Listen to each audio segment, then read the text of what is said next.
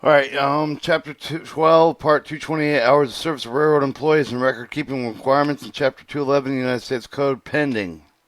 And that will be all for Chapter 12. Moving on to Chapter 13. Part 232, Braking System Safety Standards for Freight and End-of-Train Devices. Part 232, Title 49. All right, Part 232, Braking System, Chapter 13, Part 232, Braking System Safety Standards for Freight and End-of-Train Devices. Powered and motive equipment inspectors have primarily responsibility to enforce in Part 232. Operational practice inspectors must reference the Motive Power and Equipment Compliance Manual regarding Part 232. Operator practice inspectors are charged to ensure the railroad operating rules, railroad safety rules, operating technical bulletins, timetables are current with accurate in regard to the Part 232. If the operating rules omit the misstate, facts are not clear, the operating practice inspector should work with the motive power and equipment inspectors to bring railroad into compliance with Part 232. Both disciplines must be understanding that it is responsibility of the op enforcer. Part 232, activity codes for the operational practice inspectors. Operator and practice inspectors conducting inspections under Part 232 reference the operating practice activity code table for specific instructions on completing the inspection reports using only the activity codes intended for the specifically for the operator practice inspector. Subpart G, general requirements, specific guidance report regarding Part 232. Operational practice inspectors must reference motive power and equipment technical bulletin, motive power technical bullet, power equipment 1001. Enforcement guidance regarding the securement of the equipment of the Title 49 Code Railroad Federal Regulations, Section 232-103. Unintended equipment means equipment left standing manned if in the manner that the brake system of the equipment cannot be read controlled by a qualified person. An operative practice inspector should seek further explanation from the motive power equipment and bulletins compliance manual. These references explain with the FRA position regarding the or its intention regarding the statement cannot be readily controlled by a qualified person. Off air means not connected to continuous source of compressed air of at least 60 pounds per square inch, less than 60 pounds per square pounds, and considered off air. All right, 232-103, general requirements for all the train braking systems. Yard system is defined by the found of the motor power and equipment compliance manual. The yard limits as used in the context of the paragraph for the procurement of the equipment means a system of tracks other than the main tracks or siding used for clarifying the cars, making up and inspecting trains and or storing cars. The procurement unintended equipment means is applying the handbrakes, including venting in the pipe, brake pipe to zero, leaving the angle cock open to the end of one of the cut cars. See the operational guidance below. The railroad developing implementation procedure to verify the equipment is secure. 232-103, securement of unintended equipment. Guidance to the FRA operational practice inspector handling of the handling hand brakes. Inspectors should also reference the chapter 1 of the manual regarding with the handling of the railroad equipment, and inspectors shall never operate any piece of the railroad equipment. There's no exception for this rule unless anything less than an extreme emergency situation. However, the inspector may request that the railroad representative operate a piece of equipment or perform a test of the handbrake for investigation purposes. The policy prevents the FRA operational practice inspector from handling railroad equipment, includes but is not limited to switch hand-operated remote control handbrakes on the railroad cars on the track or track machinery, handbrakes on the locomotive controls or switches, remote control locomotive transmitters. Guidance, handbrake chains. The FRA operational practice inspector should refrain from going into the between railroad equipment to inspect the railroad equipment. Properly applied handbrakes whenever possible. When practical, inspector should stand in a safe location outside the rails when checking the handbrakes. Inspectors can do this by using an extended object such as a walking stick to determine if the handbrake chain is loose or not. Manually applied air brakes, mechanically applied air brakes. Handbrake chains that are manually applied by the air brakes are rarely as tight as the handbrakes that are applied by the air brakes have been mechanically applied unintended, but the railroad cars inspected do not have any of the source of maintaining the brake pipe pressure may have had their air brakes applied through the mechanical means such as emergency air brake. In this application, this may result with a handbrake chain. This will manually apply but prior to the mechanical air application of the air brakes to slacken the chain. The slack in the chain in itself does not indicate the non-compliance of this part. The inspector should follow the guidelines herein in ensuring accurate report of non-compliance. The FRA operational practice is concerned with the handbrake chain is loose enough that indicates the handbrake of the railroad equipment is not fully applied, but the FRA operational practice inspector should contact the railroad immediately, ask them to verify the loose chains indicate that the non-compliance is merely mechanically applied air brake that it caused the chain to be loose, and if the railroad employee with the FRA operational practice inspector cannot agree whether the handbrake was fully applied, then the inspector should note that the inspection report when citing deficiencies, violation, and operation practice inspector must include the inspection report narrative determination of whether the handbrake was partially applied, not applied at all. In addition, the inspector should record the narrative of all information that led to the conclusion. Handbrakes that are applied to the equipment brakes are then been mechanically applied with the potential to cause injury. Persons attempting to manually release and apply the handbrakes. Therefore, the FRA inspector should cognizant with the potential risk regarding employees operating handbrakes that were applied after the train had the air brakes applied mechanically. All right, brake sticks. The brake sticks are used with some railroad employees to apply handbrakes manually. The brake stick allows the employee to apply the handbrakes manually without climbing the equipment. This shows the handbrake equipment. Locomotive securement exhibit the distributed power units. The following requirements apply to the unintended locomotives. All handbrakes shall be fully applied on all locomotives in the lead locomotive consisting when attached to cars, whether they are located in the yard or outside the yard. At a minimum, handbrakes shall be fully applied on the lead locomotive in order to unintended the locomotive consisted and not attached with any of the railroad cars located on the yard track. All handbrakes should be fully applied with all locomotives of the unintended locomotive consisting regardless if they are attached to the cars outside of the yard. Note, the train defining the narrow sense of the locomotive attached with the railroad car except for during the switching service. The locomotive attached to the car is the train except for when it is actually engaged in switching. Therefore, the locomotive consists attached to the car inside the yard limits, outside the yard limits, and cannot be considered the switching service if it is left unintended because of it's not actively engaged in switching.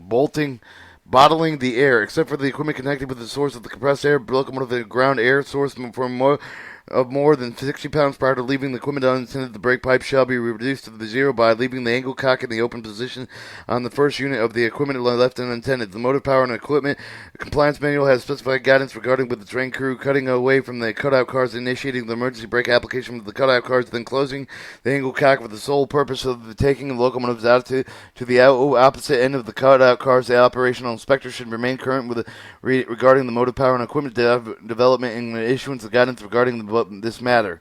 Bottling the air regarding the smart start, locomotive shutdown, fuel conservation. Locomotives under the normal condition are not required to have an angle cock in the open position on either end of the equipment. If the inspector has concern regarding the railroad's practice, the railroad operating rules concerning this equipment, the operational practice inspector should consult with the motor power and equipment discipline prior to the discussion with the railroad.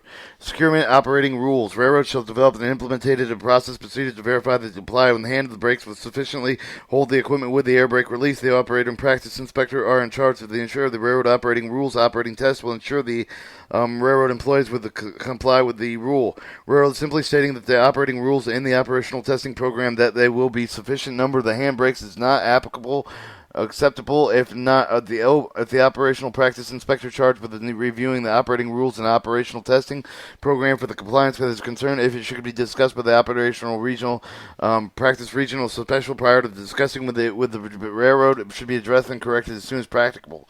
A train air brake shall not be dependent upon and hold the equipment as standing unintended. Also, not to different the securement requirements of the railway cars standing on the track, separate blocks and yards or other locations outside the activity switch yard for the specific guidance regarding the securement of the separate blocks of the rail cars with reference to the motor power and equipment technical bulletin 1001. Section 232.103 N5 states that any of the handbrake applied with the unintended equipment shall not be released until known that the air brake system is properly charged. Consequently, the inspector should know whether each of the railroad in the territory has an operating rule mandating employees comply with the statute 232.103 N4. Operating practice inspector should monitor each of the railroad in the territory to ensure that the railroads have adopted the rules that comply with the regulations addressed. Throttle position, status of the reverse lever position, the generator field switch, status of independent brakes position, and isolation switch position of automatic brakes on all unintended locomotives.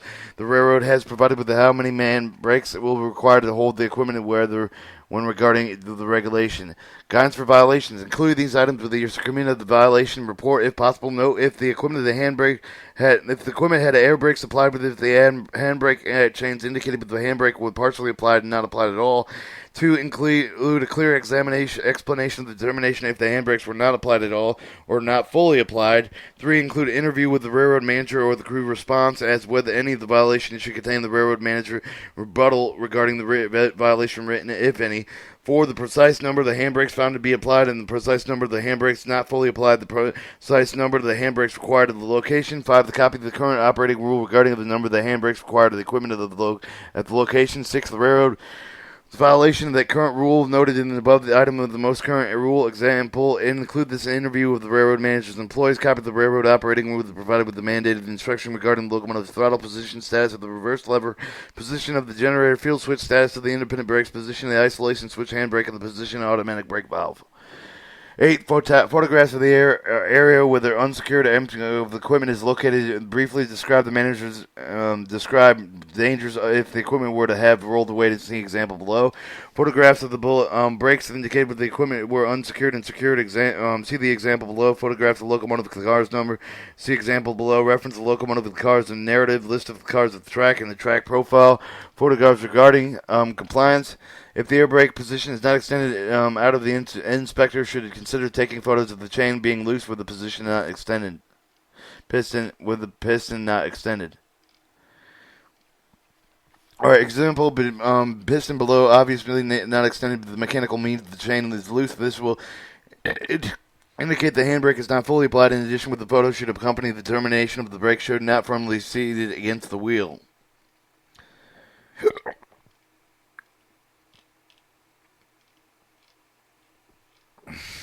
Alright, example, the handbrake chain on the railroad car is obviously loose and not applied. In addition, the photos should accompany the determination by the inspector that the brake shoes are not firmly seated against the wheel. The photo clearly indicates the air brakes are not seated against the wheel. Example, it was also improved the violation of the inspector can determine the risk if it involved unnecessary equipment did move while an intended V124 picture taken at the time of the violation. The pictures provide a view of the train sitting on the track and improperly secured. Only one hand of the brake locomotive hand is in the train in place. In addition, the automatic independent brake levers were cut out position on each of the locomotive, and they were in run position. As you can see, the railroad employees were working in the adjacent track. Examples, photo accompanying a securement violation. This picture of the railroad cars found with the unscrewed with the file of the yard identified by the inspector. The picture will help the FRA attorneys, railroad employees understand the serious safety concerns of the non-compliance. Locomotive 10XX did not have an handbrake applied as required of the secure train V1188X. Locomotive 10X Double X was second locomotive improperly secured train in the markup made up the yard somewhere in Martin, Nebraska. The equipment was uphill grade and would have rolled south onto the CTC main track. Picture that was taken the X6 date and the inspector XX and DD. These pictures were taken from the locomotive 762 on the July 1st, 2005, made up the yard FRA inspectors XXXXXX. Locomotive inspection repair card. The train had the airline coupled to the train air's brakes with the air brakes released.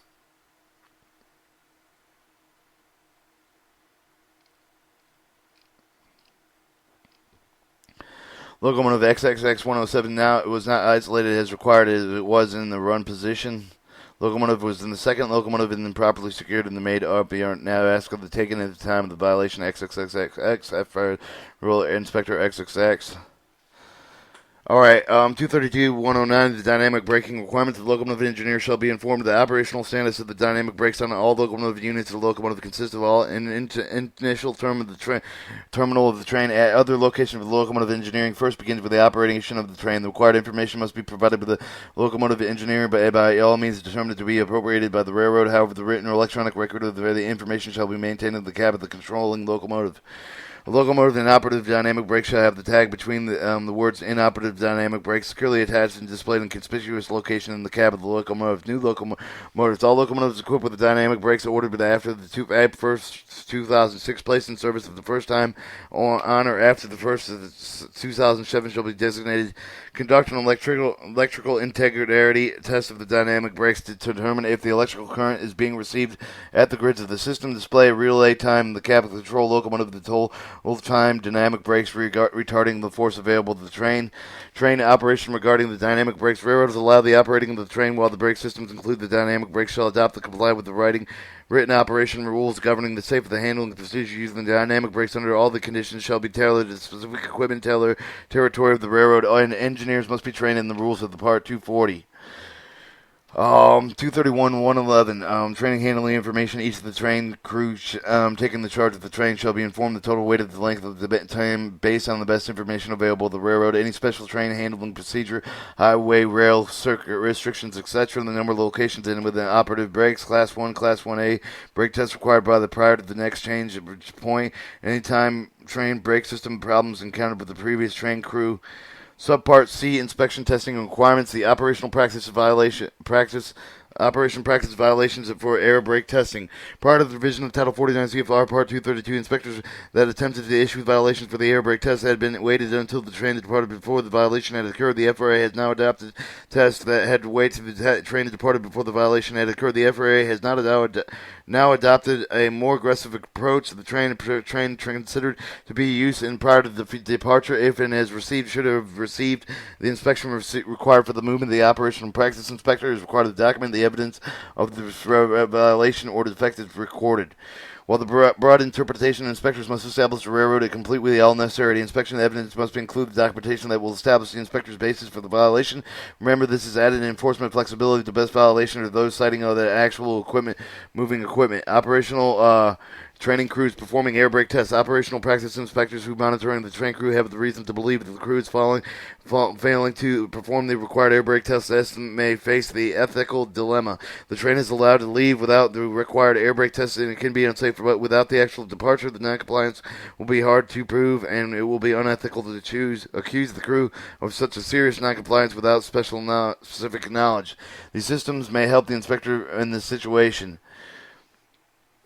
When boarding the train, ask the crew if they have a highball or ready to go, including all the paperwork and air brake tests. Directly ask the crew if they could have performed air brake tests prior to departing. If you do so departing the air brake test, you should contact the dispatcher right away and inform the dispatcher of the concern. What if you have the reason to believe that the train had not been properly air brake tested? Explain to the dispatcher why you are concerned. Inspectors should allow the railroad managers to handle the situation. Look for the paperwork in the cab and the locomotive and with the train crew that indicates the air brake test was performed, completed air brake test slip, the train delay report, and the work order, etc.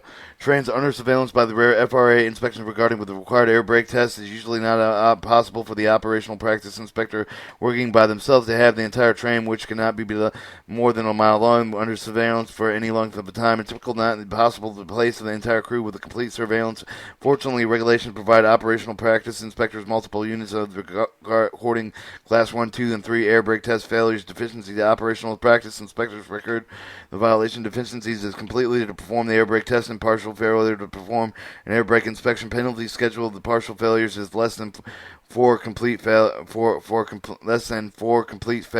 It is usually more practical for the operational practice inspector working alone to provide evidence partial failure to perform the inspection rather than complete failure to perform an inspection. The operational practice inspector can and the evidence required for the placing a small portion of the train, perhaps only a few cards under the complaint surveillance, providing the evidence of the picture. Those specific cards the operational practice inspector had under the complete surveillance at the time. The data noted is not mandatory but helpful. Once the railroad cards are placed in the surveillance, the operating crew inspector should maintain the integrity of the surveillance until the observation is complete. If the proper air brake test was performed, the operating practice inspector should record it with the correctly, and if the crew should perform the proper brake inspection on those specific cars under the consent and surveillance, the operational practice inspector should have enough evidence to easily prove the partial failure to perform inspection. Even the logistics prevented with the inspector but being able to satisfactorily prove complete failure, providing the inspector correctly documents of all the facts. Note, consequently, when you have a train in the crew under the surveillance regarding the compliance while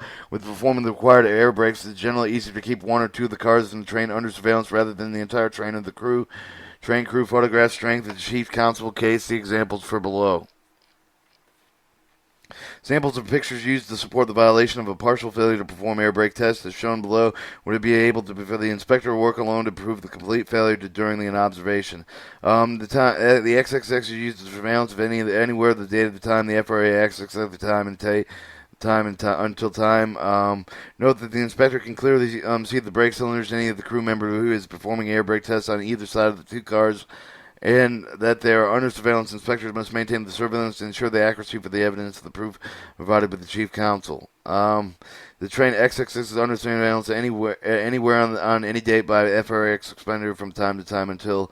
Note that the inspector clearly sees that if the employee inspecting the side of the train crew is eligible for the Class 1 air brake for the three cars picked up in the route, inspectors must maintain the integrity of surveillance to ensure the accuracy of the evidence of the FRI chief counsel.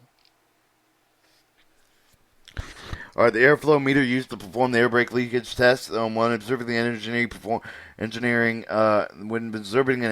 performing the air brake test for the Class 1, 1A, and 2 and air brake tests, inspectors should be aware that the two typical types of the airflow meters, the airflow meter does not exceed 60 cubic feet per minute. That leakage is acceptable. It must be above cubic feet, 60 cubic feet per minute, or below. The GE computer screen shows the air indicated in the flow indicator. The EMD computer screen shows the airflow in the indicator. All right, 232-203 training requirements, operational practice, and inspector should understand the difference between the qualified mechanical inspector, the qualified person, the qualified mechanic inspector of the qualified person has received as part of the training qualification designation program under the titles 232-203 instruction training that includes the handling of the experience. Hands-on experience must appropriate the supervision and apprenticeship. The qualified mechanical inspector shall be a person who primarily responsibility, including work generally consistent with the functions listed in the definition. With the qualified mechanical inspector uses the carman who is not in agreement with the operating department. They may be important for the operating practice inspector because the qualified mechanic inspector is the only individual who permitted to perform the complete air brake test on an extended haul train. The qualified person is a person who has received a part of the training qualification designation program required under Statute 232-203 instruction training necessary to perform one or more of the functions required under this section. Therefore, the train crews are most often qualified persons. Although the regulation uses the qualified person to describe some train yard engine personnel that may be deemed qualified to perform certain functions, but not others. For the example, although the person may deem qualified to perform a Class 2 intermediate brake test required by Statute 232-203, the same person may not be qualified in performing Class 1 initial brake test. The railroad training records of the individual should reflect the job the employee is performing. The operator practice inspector should not review the train records under the Part 232 without first consulting with the regional specialist or the motor power and equipment discipline. 232-205, Class 1 brake test, initial terminal inspection, guidance of the inspection train outside of the yard. Inspectors find that the train outside of the yard should ensure that any of the portion train has not been off air. Off air means it's not connected for the continuous source of compressed air for at least 60 psi for a period of more than 4 hours. If any of the position of the train has been off the air for more than 4 hours, the portion will require an air brake test to portion of the train departure. Parting. Inspector can be documented non-compliance requiring the railroad manager to review the event recorded of data of the locomotive. 232-207 Class 1 brake test, 1,000-mile inspection. Operating practice inspection should note that in additional other requirements in this section, Class 1 air brake test of the qualified mechanical inspector. This test does not include the inspection of the air brake released. 232-09 Class 2 brake test intermediate inspection. Operational practice inspector should allow the motive power and equipment discipline to determine the train requires Class 2 air brake test. Under this section, the operating practice inspector shall ensure the train crews are performing this air brake when required. For 232-211, the Class 3 brake test, train line continuity inspection. Operational practice should allow motive power and discipline to determine the train requires the Class 3 brake test. Under this section, but operational practice inspectors should ensure the train crews are performing the air brake test when required. 232-213, extending the haul trains. Operating practice inspector should allow the motive power and equipment of discipline to determine if the train requires extending the haul brake air brake test under the section. 232-215, the transfer of the air brake test. Operational practice should allow the motive power and equipment of discipline to determine if the train requires the transfer air brake test under the section, but operational practice should ensure the train crews are performing the air brake test when required. 232 232, 217 train brake tested conducting the using a yard air. Operational inspector should allow the motive power and equipment discipline to determine compliance with this rule. 232 double heading in the helper supervisor. Operational practice in should allow the motive power and the equipment discipline to determine if the train requires the train transfer air brake test under the section motive of operational practice. Inspector should ensure the train crews are performing his air brake test when required. Subpart E, end of the train device operational practice. Inspector should reference the motive power and equipment compliance concerning the requirements of Subpart E.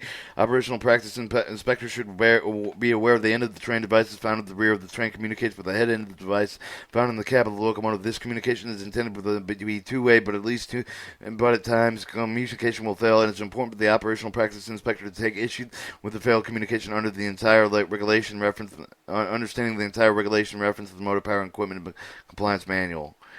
When the operator in practice equipment is reviewing the incident regarding the revoking the engineer certification involving the failed communication at the end of the train device of the HED, it should be determined that the communication failure was at the head end or the end of the head end to the end of the train, head end to the rear end of the communication failure, the end of the train failure to the head end of the EEO to the HED, the rear end of the head end of the communication failure. Both the devices were not communicating at all. A communication failure regarding the HED to the EEOT is much more serious safety concern than the circumstances described, and is much more likely to result in revocation of the locomotive's engineer certificate, and it will not allow the locomotive engineer to include the training emergency brake application for the rear of the train. In contrast, the communication failure only consists of the end of the train to the head will allow the locomotive engineer to introduce emergency brake application from the rear of the train. The head communication with the end of the train through plus or minus 3 pounds. The section 232.409 states the following emphasis added. After each of the installation, either the front or the rear of the unit, the end of the train device, both on the train before the train departs, functional capability device to determine it after the charging of the train, comparing quantity of the value of the air pressure displayed on the front of the quantitative value of the air pressure displayed of the rear unit on the properly calibrated air gauge. The end of the train device shall not be used. Difference between the two readings of the exceeding 3 pounds at the square inch. Operational practice inspection should not be concerned with the airline pressure when observing the test. This test determines the accuracy of the head to the end of the train, specifically the ability to communicate with back and forth railroad employees. Crews does this reading the in quantitative values of the air pressure at the end of the train and at the head, and then comparing the readings of the both. And the difference must not exceed plus or minus 3 pounds. 232, 409 inspection of the testing end of the trains. When testing the end of the train device, it must be armed and tested at the point of installing the initial terminal before the train departs. Dispatching the train was unarmed two-way end of the train device due to the dead spots permitted with the certain location provided with the train operated restricted speed for the distance not to exceed 1 mile in order to establish communication. Operational practice must keep the following points in the mind when inspecting the end of the train. After charging the train line, quantitative value of the air pressure at the end of the train device at the head of the train must be compared to the difference must not exceed plus or minus 3 pounds. The device must be checked to see if the head will initiate the emergency application to the end of the train device, activating the emergency brake function. Switch to the head. Record of the end of the train must be provided by the engineer point of the installation initial terminal. If function test conducted with a person other than a member of the train, the record must contain the date and time, location, name of the person conducting the test. Written of the end of the train device testing must be capable in the cab of the control locomotive, and if the function conducted with a person other than a member of the train crew, the calibration if information sticker is to be affixed on the device where it can be easily accessed. Chapter 14, I think I covered, so we'll move on.